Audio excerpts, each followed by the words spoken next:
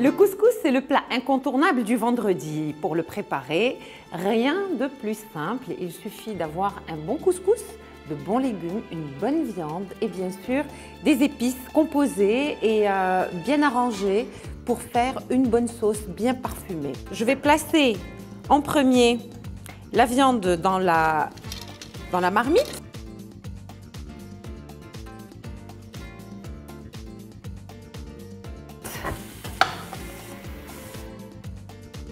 J'aime bien le couscous avec une belle sauce bien rouge. Ça va nous apporter de l'acidité et c'est très très très bon.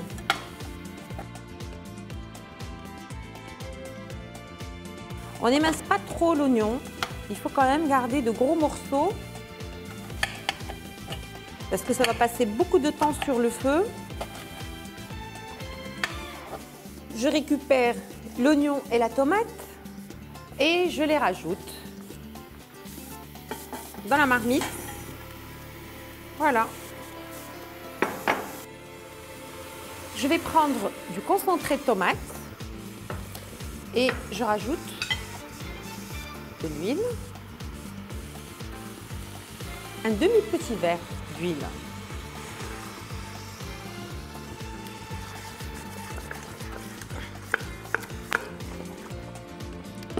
Là, je vais mettre les épices pour le couscous.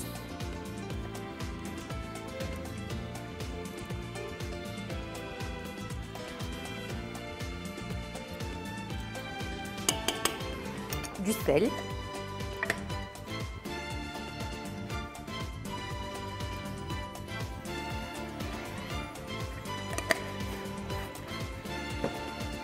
Un joli bouquet de coriandre. Moi, personnellement, j'aime mettre un peu plus de coriandre que de persil parce que la coriandre, ça parfume pas mal. Je vais rajouter un peu d'eau, très peu d'eau, juste le temps de faire revenir tout ça et puis après, je vais couvrir avec la quantité suffisante d'eau pour faire cuire à la fois la viande et les légumes qui vont servir de garniture à mon couscous. Donc, je laisse tout ça mijoter tranquillement pendant une dizaine de minutes. Et pendant ce temps, je vais préparer les pois chiches. Je vais les mettre dans un morceau de mousseline. Je ne serai pas obligée d'aller les chercher dans la sauce après la cuisson des légumes. Je fais un nœud assez large parce qu'il faut laisser de la place pour que les pois chiches puissent gonfler. Et je place. Maintenant, on va passer au couscous. J'ai pris un couscous moyen. Mais vous pouvez très bien faire un mélange de blé complet avec de la semoule d'orge entre le moyen et le fin. Ça se fait. Pas besoin d'huiler, pas du tout. On va directement avec de l'eau. Il y a juste quelques petites astuces à respecter et vous n'allez pas du tout avoir de masse ou de grumeaux. Là, on a laissé mijoter pendant 10 à 15 minutes. On va rajouter de l'eau.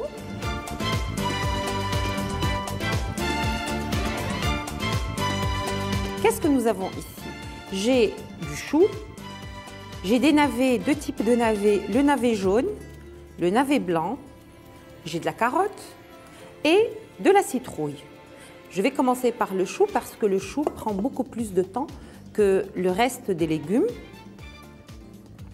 Je le place dans le bouillon et je vais attendre une quinzaine de minutes avant de rajouter les navets et les carottes. Là, je vais passer au couscous, je vais le faire cuire. Donc, je tapisse le couscoussier en raffia avec un petit morceau de tissu, de la gaze.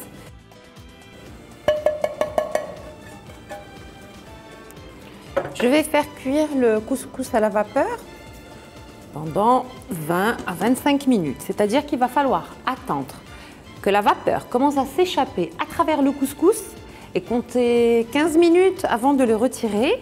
On va encore l'humecter avec de l'eau, mais avant de l'humecter avec de l'eau, il faut qu'on l'arrose avec un tout petit peu d'huile. On va enduire le couscous avec de l'huile et puis on va bien travailler juste avec une fourchette ou au doigt et on va arroser avec de l'eau. On va laisser absorber et refroidir avant de recommencer la cuisson à la vapeur. Et comme j'ai expliqué en début d'émission, cette opération, il faut la refaire 3 fois.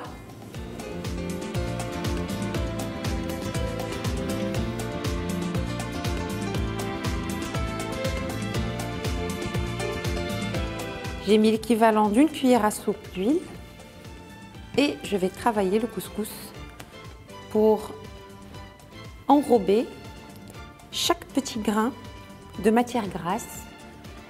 Regardez maintenant ce que je vais faire. Je vais saler de l'eau froide.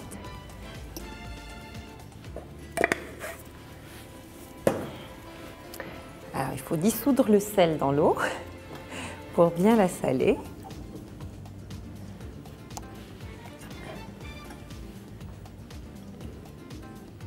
On va arroser.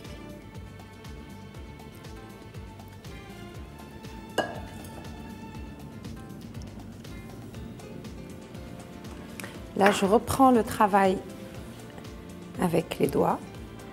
Attention, c'est chaud. Si vous voulez laisser absorber l'eau et refroidir un peu le couscous avant de reprendre le travail avec les doigts, je vais le laisser reposer 15 à 20 minutes avant de le remettre dans le couscoussier. Et c'est parti pour la seconde cuisson du couscous. Là, on va passer aux légumes. Je rajoute les navets, les 2 navets, le navet jaune et le navet blanc et la carotte. Moi, je laisse les légumes entiers parce que ça me permet de les récupérer, puis après, je peux les découper comme je veux. Et puis, ils restent intacts, ils supportent mieux la cuisson. Alors, il me reste un dernier petit bouquet de coriandre. Je vais le rajouter avec la citrouille et la tomate en fin de cuisson.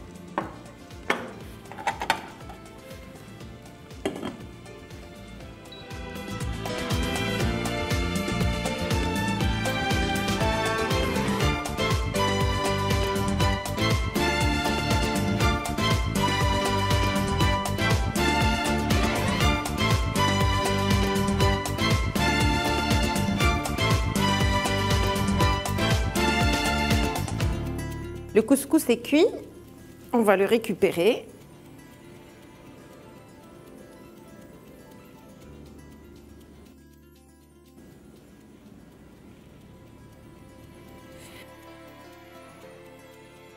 Et on va parfumer le couscous avec du beurre rance. Vous pouvez toujours voir la préparation ou comment préparer le beurre rance à la maison sur TV Choumicha.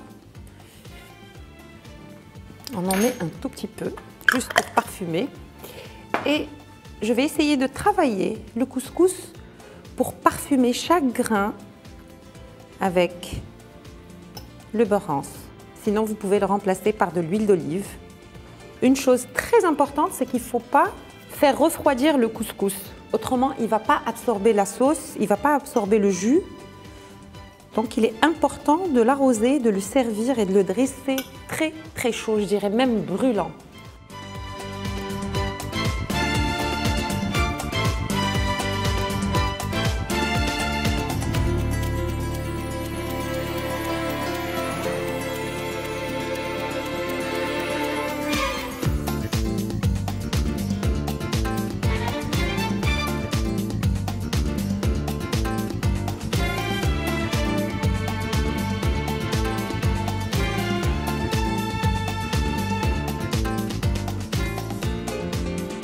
Je vous suggère de proposer le couscous ou de l'accompagner de tfaya, qui est une confiture d'oignons au raisin sec, et bien sûr du reste de bouillon de légumes.